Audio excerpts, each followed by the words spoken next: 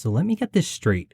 Gay men who are in a committed monogamous relationships have to be celibate for 3 months before they can donate blood, but a hetero can donate blood the day after a night of drunken, unprotected sex with a stranger while taking the Lord's name in vain?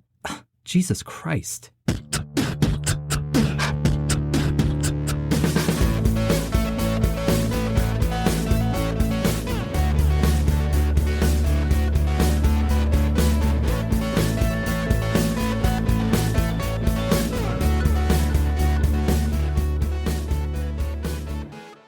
Hello, my LGBT cuties, and welcome back to another episode of A Jaded Gay.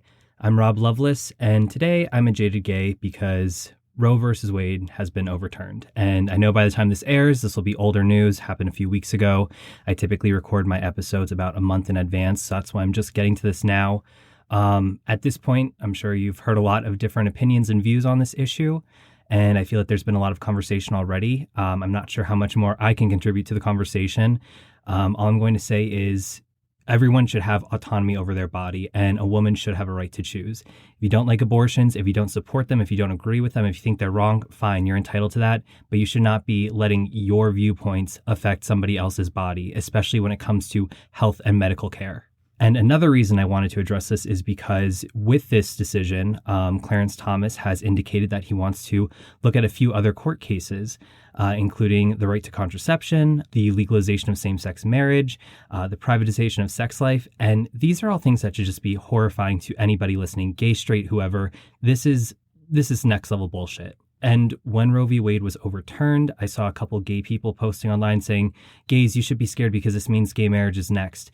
First and foremost, you should be scared because this is a big deal regardless. You know, again, people need to have control over their own bodies. So this is a big deal and you should be scared from this. But yes, also for gay people, this opens the door to overturning the legalization of same-sex marriage. So again, there's been lots of conversation on this already. All I'm going to say is, you know, it's 2022, midterms are coming up, so pay the fuck attention. Pay attention to who is running at your local level, listen to their platforms, all of them, pay attention to the debates, and get out there and vote. And I do listen to a ton of podcasts. There's been a few that have actually covered the news of Roe v. Wade being overturned. They gave some commentary, some statistics. Thought it was really insightful. So a couple episodes from Girls Gotta Eat, Wine and Crime, Gayish. Really enjoyed their episodes dedicated to the topic. I think they provided good information, things that I didn't even know. So I'll include those in the show notes, and I definitely encourage you to listen to those episodes as well. So anyway, turning from one unsettling topic to another. Today we're going to be talking about the ban on gay men donating blood. And like we've talked about in past episodes, sometimes the straight world thinks that the LGBTQ plus community is treated completely equal because of gay marriage being legalized in 2015. Fingers crossed this holds on for a little while longer because who knows, Clarence Thomas. Anyway, even though same-sex marriage legalization passed in 2015, there are still a ton of inequalities that we face, such as not being able to donate blood. And some people, especially straight people, might be surprised by that. But to this day, men who have sex with men are not allowed to donate blood unless they've deferred from sexual contact for 3 months. And a lot of this is based on homophobia from the AIDS crisis in the 1980s. So we're going to dive into the history of that a little bit, where things stand currently. But before we do, let's pull our tarot card. So the card we pulled for this episode is the Chariot, which is a major arcana card. And just a reminder, when it comes to the major arcana, this typically indicates a big milestone. The minor arcana cards typically indicate things to do on the day-to-day. This signifies something bigger. So the number assigned to the Chariot is 7, and that typically represents personal growth, planning, and assessing. Actually, in some podcasts I learned about tarot, they kind of broke the major arcana into chapters of our lives. So you can think of 0 to 7 being kind of that time of childhood into adolescence. So, you know, the Fool is 0, it's new, there's no value to it because it's a clean slate starting new on a journey. And then in the podcast I listened to, they said that the Chariot is the last card in that adolescence phase before you kind of turn into like the adulthood middle age phase. Because you can think of the Chariot as like coming forward. You've kind of learned who you are. You've established yourself. You're kind of coming out into the world as you are the individual, not from what others have made you to be as a child. So the key meaning around this is to take inspired action and momentum pushing us forward. And in astrology, this card is tied to Cancer, which signifies nurturing, protection, and intuition. So when we pull the Chariot card, it can indicate that we're embarking on an important journey or moving toward the next level of our life goals. So we need to have clear intentions, focus, and plan for action. We can't just be determined. We need to actually build a solid foundation and create structure so we can move forward. And when we're not sure what that action might be, we need to listen to our intuition to guide us, because at the end of the day, we need to trust ourselves first and foremost. And this card should really be a sign of encouragement. We figured out what we want to do and what we want to achieve, and now we're channeling our inner strength, our bravery, our power to move forward and be dedicated in pursuing our goals. And so we can't be passive, we can't step back and shy away from the challenge just because we're afraid. Again, we need the intuition to trust ourselves, to know we have the resources and skills to move forward to achieve what we want to achieve, because we will be successful. And ultimately, we need to assert ourselves and be courageous. Okay, so with that in mind, let's kick the episode off with where things currently stand regarding the ban on gay men donating blood. So if you go to the American Red Cross's website, they have a whole section dedicated to LGBTQ+ donors discussing donor eligibility. And as things currently stand, this is what their criteria is for men who have sex with men. The FDA guidance, revised recommendations for reducing the risk of human immunodeficiency virus transmission by blood and blood products, states defer for 3 months from the most recent sexual contact a man who has sex with another man during the past 3 months. All U.S. blood collection organizations must follow this federal requirement. Now, they do have a note. They say the Red Cross recognizes the hurt this policy has caused to many in the LGBTQ+ community and believes blood donation eligibility should not be determined by methods that are based upon sexual orientation. We are committed to working with partners toward achieving this goal. And this is actually, dare I say, generous compared to the previous stances on gay men donating blood. So how did we get here? Well, as we touched upon in, I believe it's episode 3, Surviving Another Pandemic, we saw the AIDS crisis in the 1980s, which predominantly affected gay men at the time. So as a result, in 1983, the Food and Drug Administration, the FDA, banned gay and bisexual men from ever being eligible to donate blood to protect people receiving blood transfusions from the possibility of getting infected with HIV. So they didn't say, okay, be celibate for a bit and then you can donate blood. No, if as a gay man you ever had sex with a man, whether it be anal or oral, you were ineligible to ever donate blood. And this wasn't just in the United States, so many countries around the world implemented bans as well. Now, I guess you could understand the initial ban since in the 1980s, there was a lot that was unknown about HIV and AIDS and its transmission. And yes, HIV transmission can occur through blood. Now, it's important to note, though, that back in the 1980s, the first generation of HIV tests took a long time to deliver results. In fact, the American Association for Clinical Chemistry's article titled The Evolution of HIV Testing states that patients exposed to the virus had to wait months for markers to reach detectable levels, and a positive screening result often meant a return visit for further testing. So when you were tested back then, it took a long time for it to detect if the virus was in your system, and your result wasn't totally accurate, so you often had to go back and get retested, and there was a lot of, confusion and uncertainty of how accurate the test was. However, newer generations of HIV testing provide more accurate results and in a more timely manner. So today's tests are between 99 to 100% accurate and can deliver results within a few days. And rapid tests can even deliver results within 20 minutes and are still approximately 99% accurate. Now, obviously, my degree is in communication, so consult your doctor on this information, but nucleic acid HIV tests can typically deliver results for any exposure that may have taken place 2 weeks before the test. So, for example, let's say someone may have been exposed to HIV, and we'll call that date of exposure day 1. So on day 15, they get an HIV test and get the results a few days later. That should detect if they were infected by that exposure on day 1. Now, again, I'm not a doctor, so follow your doctor's advice when it comes to your sexual health and HIV testing. But you can see that we've certainly come a long way from the testing methods of the 1980s. And yet, we still have blood donation bans in place. In fact, it wasn't until December 2015, so 32 years after the initial blood ban went into place, that the FDA eased its restrictions. On December 21st, 2015, they announced that they were replacing the lifetime prohibition with a new policy that would allow gay and bisexual men to donate blood, but only if they had not had sexual contact with another man for at least 1 year. And this was met with mixed responses. On one hand, it was great that gay men were finally able to donate as long as they met certain criteria, but still, it singled out gay men and was somewhat discriminatory. I mean, would you expect a straight person in a monogamous, long-term relationship, maybe someone who's even married, would you expect them to abstain for sex for a year just to donate blood, especially with the updated HIV testing technology? No. But that's what you're asking gay men to do. Conversely, how many straight people are out there boinking whoever they want, having unprotected sex, and may not even think twice about getting tested, and yet they can still donate blood? Doesn't make any sense now, does it?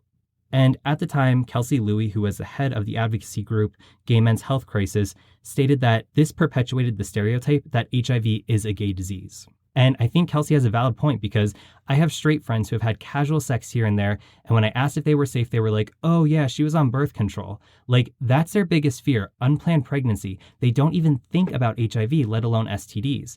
Meanwhile, my gay friends, you could ask them when they were last tested and they could tell you the exact date and time of their last test, who they had been with beforehand, the last date they were sexually active before getting tested, all that, because for so long we were programmed to believe that gay men were destined to get HIV and die of AIDS, even if you're using protection and being safe. In fact, in the reboot of Will and Grace, there was an episode where Grace's father needed a blood donation. And for some reason, Grace and Will's mom weren't able to. I think their blood wasn't a match of what he needed, but Will's was. But Grace's dad didn't want his blood because he considered it to be quote unquote dirty. And obviously, they tried to make Will and Grace a little bit more comedic, but Will delivered this really powerful quote. The law is based on fear, not science. Trust me, nobody spends more of their lives thinking about being safe than gay men. We get tested and retested. On a first date, we swap medical histories the way straight people swap pictures of themselves at the same Ed Sheeran concert. And even when we have 9 kinds of proof, we're still told we're tainted.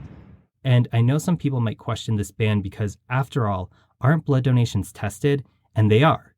After the American Red Cross receives a blood donation, it's taken to their processing center where it's packaged as a unit. It's then sent to their testing laboratory and they perform a dozen tests to screen for infectious diseases including hepatitis B and C, HIV, syphilis, Zika virus, and West Nile virus, among others. So if that's the case, then why are gay men still unable to donate blood unless they defer from sex for a certain period of time? Well, the HRC actually has a page about the blood donation ban for men who have sex with men, and they explain the FDA's reasoning on this a little bit. So I'm going to read from the page.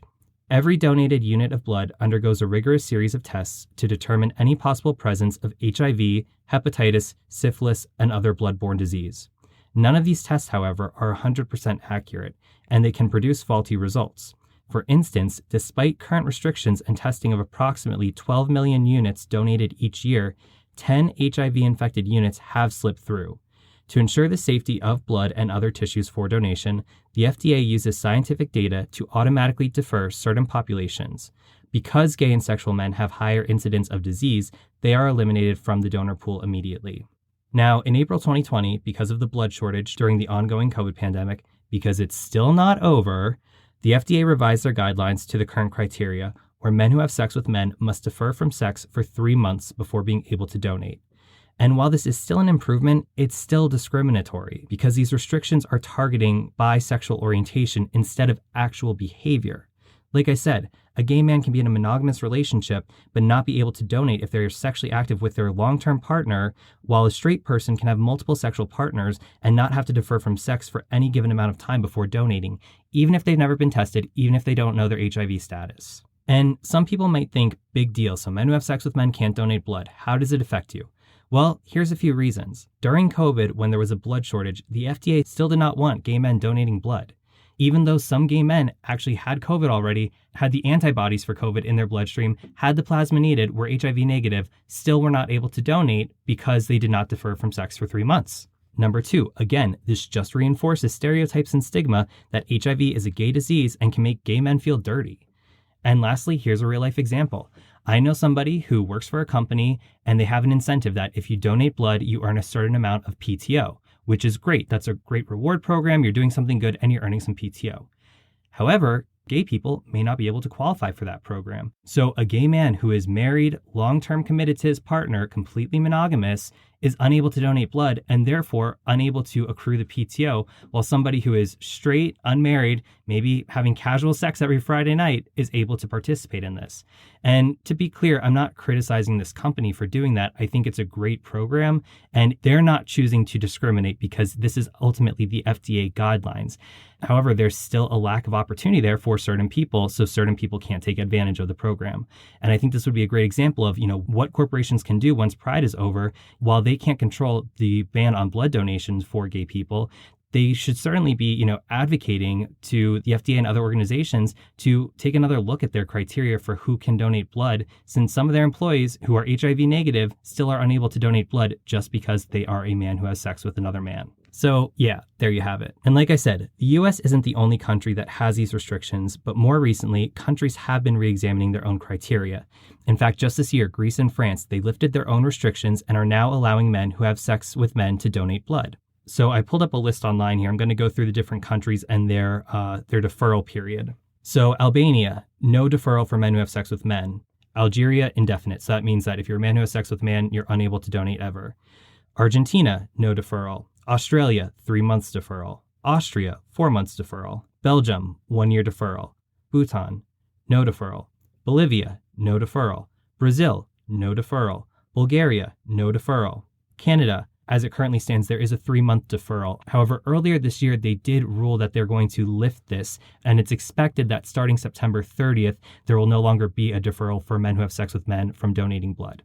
Chile, no deferral. China, indefinite. So again, if you're a man who has sex with a man, you're never able to donate blood.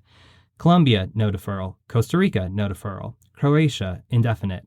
Czech Republic, 1 year deferral. Denmark, 4 months deferral. Egypt, indefinite. Estonia, 4 months. Finland, 4 months. France, no deferral. Germany, no deferral. Greece, no deferral. Greenland, 4 months. Hong Kong, 6 months. Hungary, no deferral. Iceland, indefinite. India, indefinite. Iran, indefinite. Ireland, 4 months. Israel, no deferral. Italy, no deferral. Japan, 6 months. Latvia, no deferral. Lebanon, indefinite. Libya, indefinite. Lithuania, no deferral. Malaysia, indefinite. Malta, 1 year. Mexico, no deferral. Netherlands, no deferral. New Zealand, 3 months. Norway, 1 year. Peru, no deferral.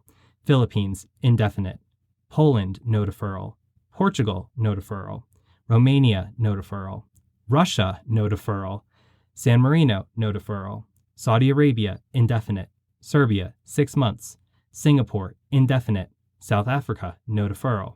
South Korea, 1 year. Slovakia, 1 year. Slovenia, indefinite. Spain, no deferral. Sri Lanka, indefinite. Sudan, indefinite. Sweden, 6 months. Switzerland, 1 year. Taiwan, 5 years. Thailand, indefinite. Trinidad and Tobago, indefinite. Turkey, indefinite. Ukraine, no deferral. UAE, indefinite. United Kingdom, no deferral. United States, 3 months. Obviously, we talked about that. Uruguay, no deferral. And Venezuela, indefinite.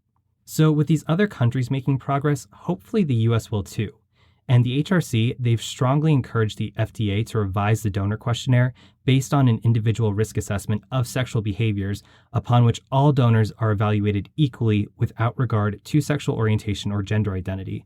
And I agree with this. And also, I think it's important to point out that obviously today, PrEP is more mainstream. A lot of gay men are on PrEP. And if you're taking PrEP daily, again, check with your doctor. I am not a medical expert or medical provider, but it's advertised that if you take PrEP daily, that it is 99% effective at preventing you from being infected with HIV, even if you are exposed to HIV. Again, a gay man can be on PrEP and be completely protected from ever being infected with HIV and not meeting that deferral period and are still unable to donate blood. So we've come a long way with the HIV testing. We've come a long way with PrEP and being protected and understanding how HIV is transmitted. And yet still we are stuck with this 3-month deferral period, which, like Will said, is based around fear as opposed to science. And it's not looking at all populations equally because, again, risk is not being assessed by behaviors. It's being assessed by if you fall into the gay population. If you're gay, it's assumed that you'll have HIV. So you need to defer from sex for 3 months to make sure you're truly negative. So even though the FDA has come a long way, from the initial days of when if you were a man who had sex with a man, you were ineligible from ever donating blood, to, easing it to be deferring from sex for a year, to easing it to deferring from sex for 3 months. We've come a long way, but there's still a lot of work to do. And I'm glad to see that the HRC is actively working with the FDA to have them reassess and revise their donor questionnaire to determine the risk assessment of sexual behaviors upon all donors equally without regard to sexual orientation or gender identity. And again, I think going back to the chariot card, This is an action-focused card. We know our objectives. We need to build that solid foundation so we can move forward and be successful. So if you think of it, our foundation, we're almost 40 years from when the blood ban first went into effect in 1983. We've come a long way with HIV testing. We've come a long way with understanding how HIV is transmitted. We've come a long way with being protected from HIV, whether it's having safer sex or taking PrEP. And as gay men, we tend to be very aware of our sexual health and our status. We get tested frequently when we go to the doctors because for so long it's been ingrained in us that we are dirty because we're gay. And it's really a dangerous stereotype to have because not only is this something that impacts, us from the mainstream when it comes to the ban on blood donations, but it also affects us in terms of going back to the internalized homophobia. We might view gay sex as being dirty, even when we're monogamous and being safe with somebody we trust. So really, we need to continue pushing forward and taking the action to raise awareness around this and hopefully get others to realize that this deferral period really is discriminatory and that hopefully with the HRC's continued work, we can get to a point where they will ease this deferral period even less or maybe have no deferral period at all for men who have sex with men. And one action I'd like you all to take is after you're done listening to this episode, share this episode with a straight friend, a straight family member, whoever who may not be aware of this. Because again, I think it's really important that we share this information with straight people because a lot of the times, again, going back to the legalization of same-sex marriage, following that, a lot of the times they think we're completely equal and we're treated equal, but we're not. I mean, it wasn't until June 2020 that we were protected from workplace discrimination.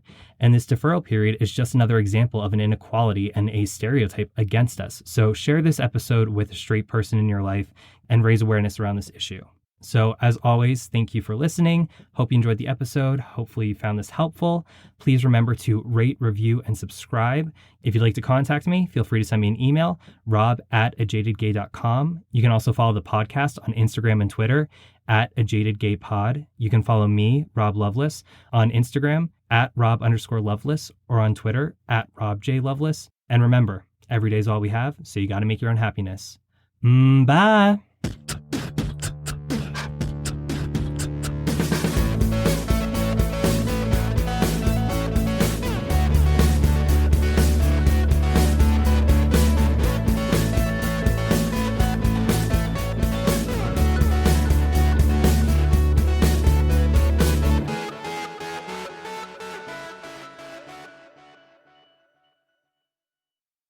And again, in numerology, when we have double-digit numbers, we add them together. So 1 + 2 = 3. Wait a minute. No, it's 7. Oh, that's right, because V is 5 in Roman numerals. X is 10. Jesus, I can't do math.